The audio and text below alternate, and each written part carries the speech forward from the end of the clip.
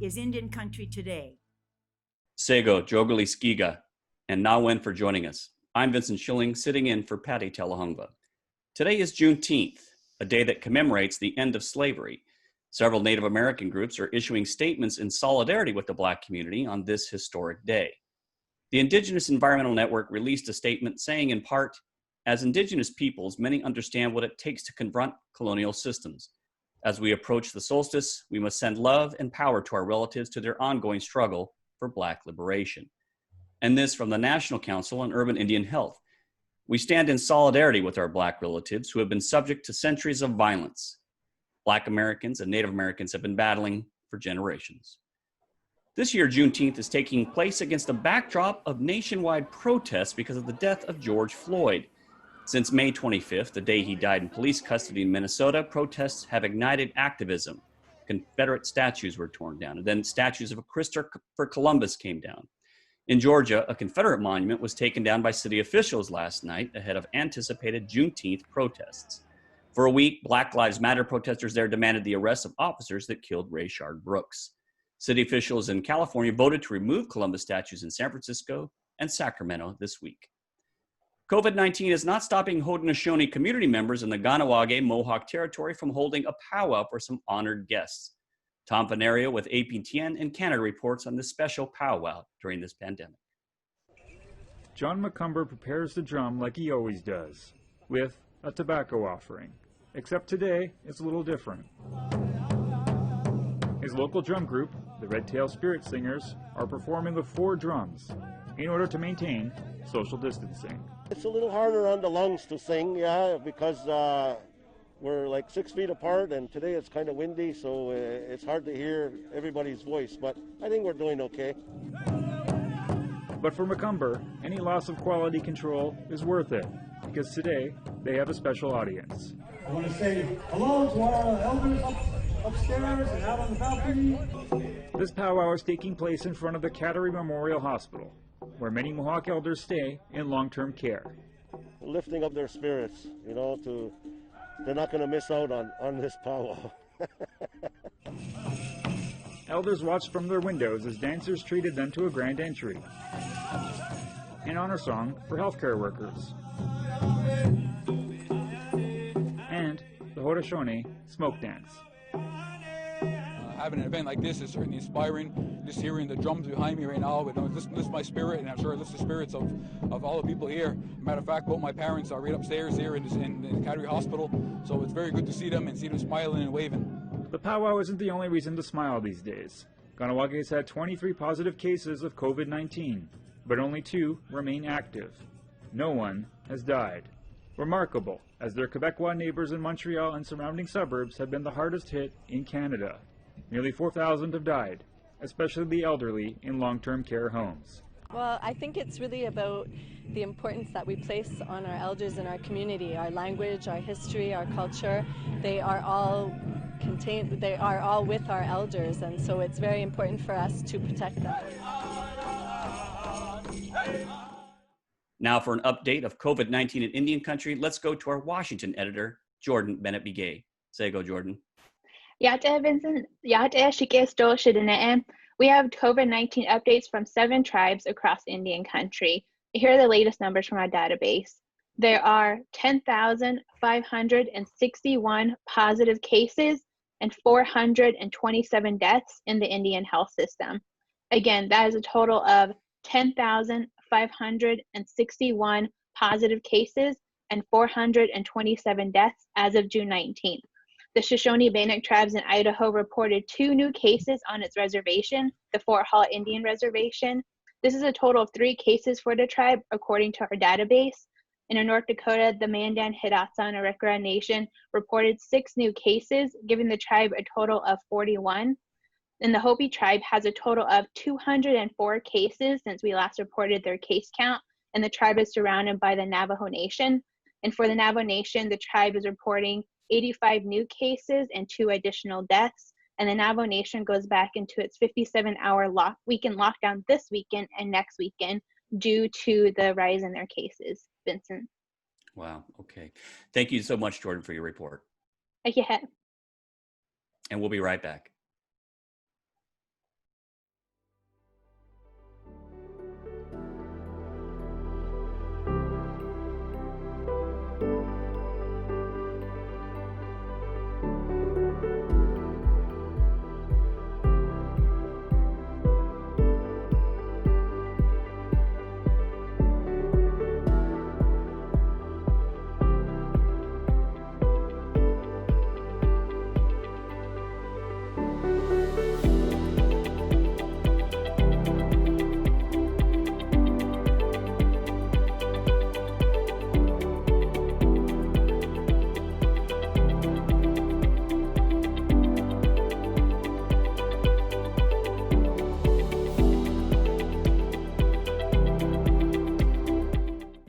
This is Indian Country Today. Welcome back. Today on our Reporters Roundtable, we have two journalists joining us. Today, Amanda Peacher joins us to discuss how a Native transgender woman, Adri Edmo, will make history in July, becoming the first transgender woman and inmate in the country to receive gender confirmation surgery based on a court order. Welcome, Amanda. Good to be here. Thanks for having me. Absolutely. We are also joined by Nick Estes, a Lower Brule Sioux Tribe journalist and assistant professor of American Studies, who has been at the heart of many anti-racism and Black Lives Matter protests that have been taking place across the country. In the wake of the death of George Floyd, these protests have been catalysts for removal of a lot of historical statues. Welcome, Nick. Glad to have you. Thanks for having me, Vincent. Absolutely.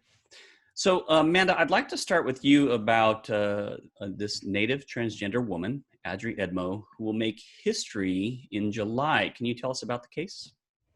Sure. So Adri Edmo sued the state of Idaho to be provided with gender confirmation surgery. She's a transgender woman housed in an all-male facility. And for years, she had been asking for treatment for her gender dysphoria. So that's a condition when someone's gender identity does not align with their sex assigned at birth. And so she had been receiving hormone treatment and counseling, but she felt that that wasn't enough. And so starting in 2014, she asked the state to be assessed for gender confirmation surgery. The state of Idaho said that wasn't medically necessary and said she didn't need the surgery. And so Adri Edmo sued. She won first in district court. Then she won again when the state appealed before the Ninth Circuit Court of Appeals. And then the state of Idaho took the case to the Supreme Court and asked the Supreme Court to put a hold on Adri Edmo's surgery. And so just recently, just a couple of weeks ago, the Supreme Court denied the state's request on that stay application, is what it's called. And so now Adri Edmo's surgery is going to move forward, and she'll be the first inmate to receive the surgery through a court order. Yeah, and this is something that's literally unprecedented. And, you know, one of the things that really stuck out to me, and I've been doing a lot of reading about this, but the fact that there really is grounds for medically necessary, as some folks might consider, because of the actions Adri took. Well, as some may know, Adri Edmo twice attempted to castrate herself while in prison alone with a razor. And so that was, part of her case. She was desperate enough to change her physical anatomy that she made those attempts. Now I want to say that gender confirmation surgery is not necessary, of course, for every transgender individual, and not even for every individual who is diagnosed with gender dysphoria. But for some, this is considered essential medical treatment, and the court agreed with Adri Edmo that for her it is necessary. So have you heard directly from Adri at all, or from the attorneys in the case after the decision was made? I did have a chance to speak with her attorneys, and they told me that Adri is overjoyed. The case has been a real roller coaster for her between all the back and forth with the appeals. And so now, barring some crazy move from the Supreme Court, her surgery will move forward in July. Mm-hmm. I heard something that the state was still trying to petition something, but legal experts are kind of noting that it's kind of a far shot from coming through. So the Supreme Court has decided not to put a hold on Adri Edmo's surgery, so they've denied the stay. Now they still have to decide whether to take up Adri Edmo's entire case, whether to hear the state of Idaho's appeal. And that's likely not going to happen until August or later. So by that time, Adri Edmo's surgery will have happened and the state's appeal is going to be essentially moot. So based on the timing of the Supreme Court, there's no way that I'm aware of that the surgery can't happen at this point. Yeah, that was going to be my next question, is when is this surgery going to take place and where? I have to admit that in terms of where people get surgery, I'm not too informed. The most I've heard is you have to go to Europe or things like that. That's I'm not aware of where would someone get the surgery and when is this scheduled? So the state of Idaho does not release the exact date or location because of security reasons. Remember, she's an inmate, and they don't want to risk, they don't want to have any risk around that medical treatment and her being transported away from a prison. But we do know that the surgery is slated to take place sometime in July. She has been receiving pre-surgical treatment for that. And it's my understanding that the surgeon will be a surgeon who works out of North Idaho and Eastern Washington. So again, we don't know the exact location, but I will say that there are more and more doctors providing this treatment as it becomes part of the suite of necessary care for those suffering from gender dysphoria. So there are more and more options for people with this condition across the country. Okay, that's good to hear. Something that's interesting to me is considering that Adri will have this surgery and is now in a man's prison. What's going to happen after the surgery? I would imagine she's not going to go back to a man's prison. Right. So the state of Idaho's policy on housing inmates is based on an inmate's physical characteristics. So I have been told that Adri should be, by all state policy designations, she should be transferred to a women's institution after her surgery. So she'll take a little time to recover, presumably, and then she should be going to a women's prison. She's slated to be out of prison in July of next year. So really, it's only about a year until she gets out and moves on with her life. Great. I want to continue discussing this. We have a reporters roundtable today. I have a couple more questions and things I'm curious about, but I want to kind of turn the conversation just for a moment because we also have Nick Estes here with us today, who, and when I say you're at the heart of these protests, I mean, you've been attending and you've seen a lot of what's going on, in your area and regions, even including last night, that are taking place, the aftermath of the death of George Floyd, Black Lives Matter protests, and which many of these efforts have turned into tearing statues down. So what's it like out there for people who are not going out during a pandemic? What have you been experiencing and seeing? I think it's important to put some historical context around this because today is Juneteenth, and the Juneteenth celebration is a celebration that Black people freed themselves, that it wasn't a proclamation just by the President of the United States, Abraham Lincoln at the time, who had, just by decree had freed the slaves. At that point in time, there was a mass, what they call a general strike, people who, the formerly enslaved, just leaving the plantation and joining the Union Army and fighting for their own freedom and turning the tide of the war. But at the same time, just to kind of how that connects with the Southwest and specifically New Mexico as a territory, there was a civil war kind of, there was people who had sided with the Confederacy, but there was also the Union Army. You also had figures such as Kit Carson, who was operating under the commander-in-chief, Abraham Lincoln at this time, who was waging a war of extermination against the Navajo and Apache people and had imprisoned several thousand Navajos and Apaches at Bosque Redondo, which was a concentration camp, and resulted in the decimation, of thousands of Navajo people, and it's now known as the Huelde, or the Long Walk. And there is a monument in the Plaza of Santa Fe, which is kind of the heart of, or the hub of, the Indian art market here in New Mexico, that is commemorating the quote unquote heroes of the Civil War, both the Confederate soldiers and the Union soldiers who, quote, have fallen in the various battles with the savage Indians in the territory of New Mexico. And savage over the years was, chiseled out, and there's been several attempts in the last decade or so to actually get this statue, they call it the obelisk, removed. And it's part of a series of monuments commemorating not just the Anglo colonization of this particular land, but also the Spanish colonization. So you have De Vargas, who led the Entrada, or the reentry of the Spanish after the Pueblo Revolt, but also statues commemorating Oñate in places like Alcalde, New Mexico, which is right outside of the Okeawinge Nation, Pueblo Nation.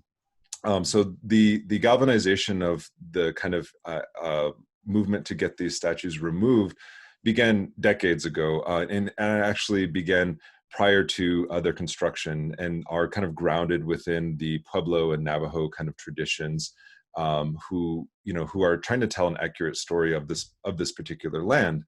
And we have to give credit to Black Lives Matter in this particular moment, because it really has galvanized attention around not just Confederate monuments, but monuments that celebrate conquest, and specifically colonialism.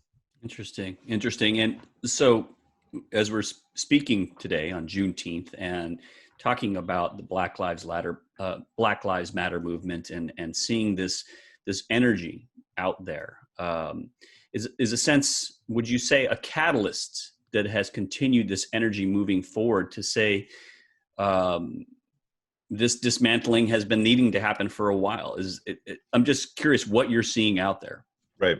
Yeah, it has been a catalyst. I think that's an appropriate word.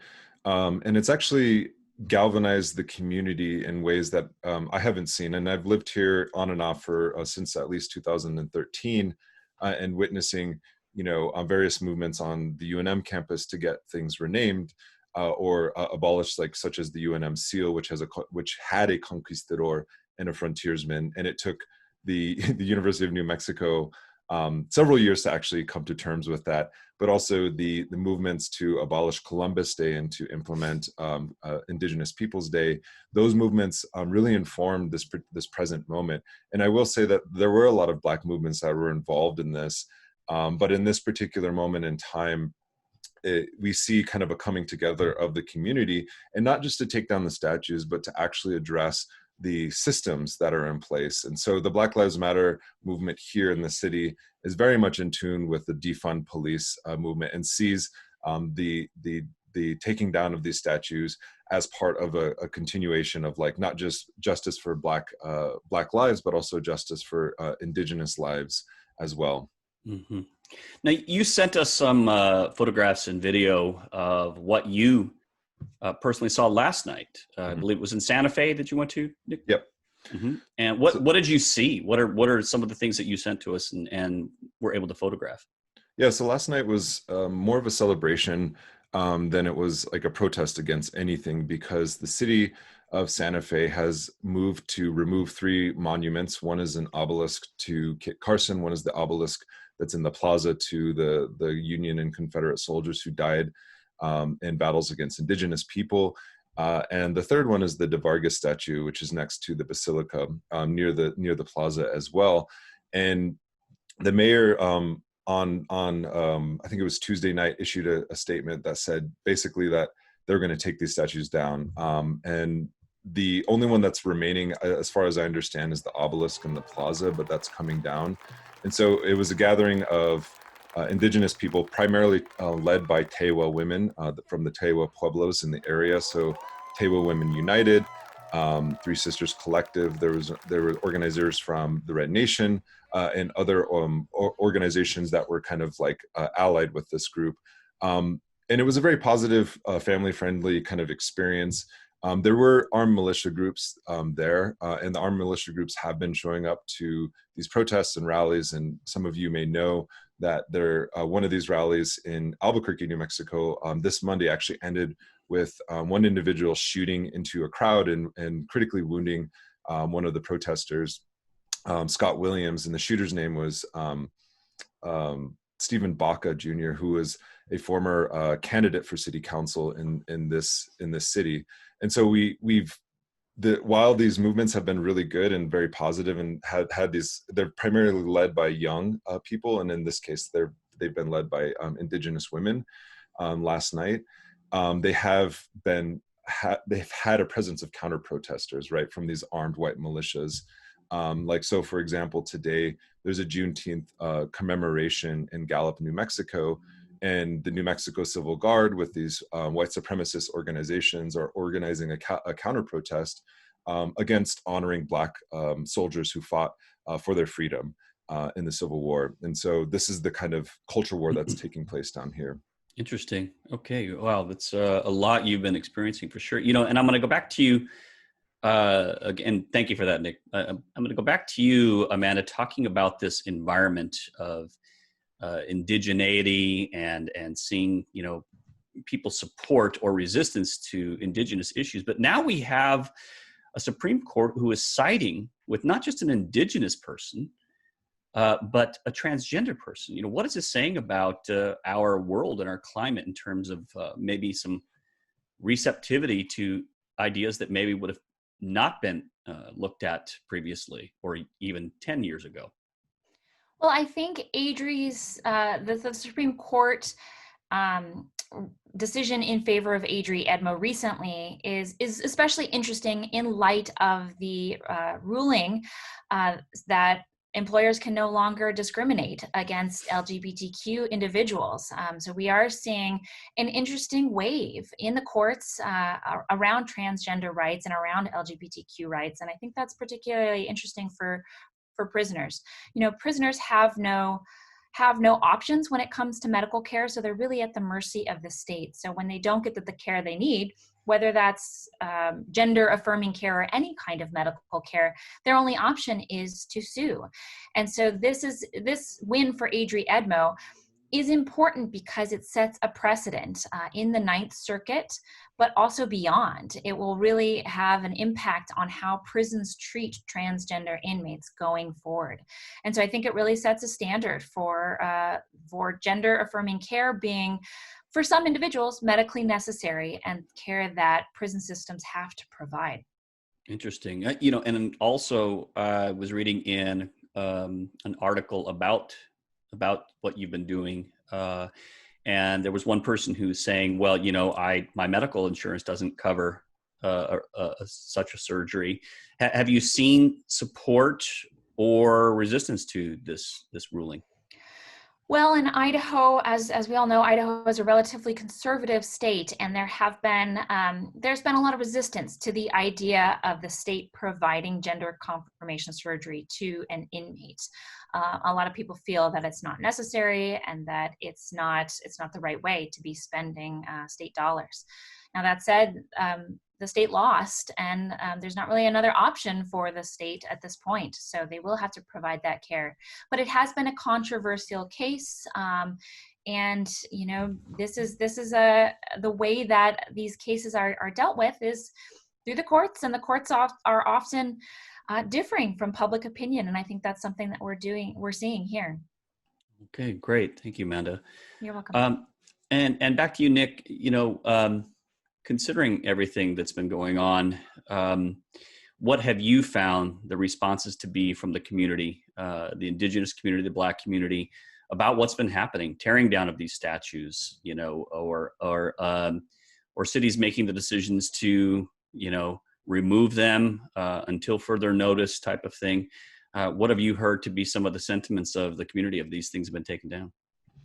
There's a lot of elation and celebration because they have been successful in getting these statues removed.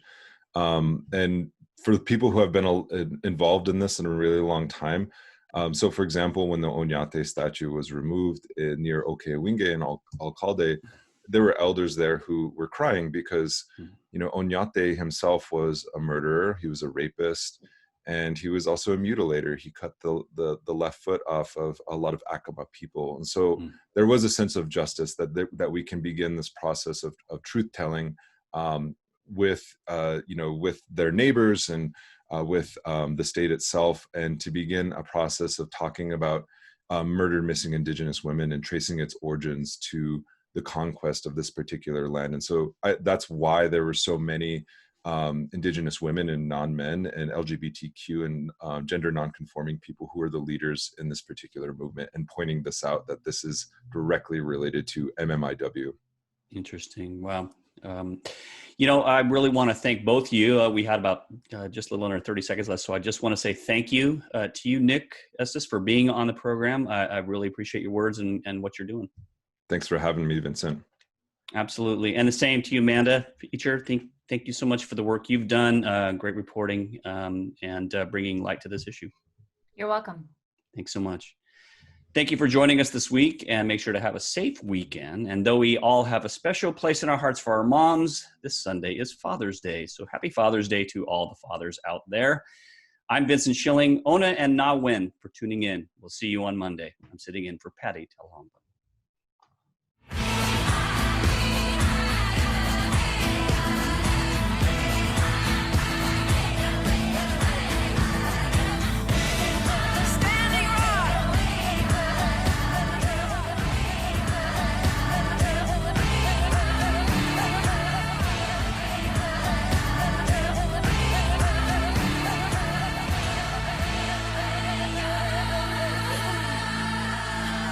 This is Indian Country Today.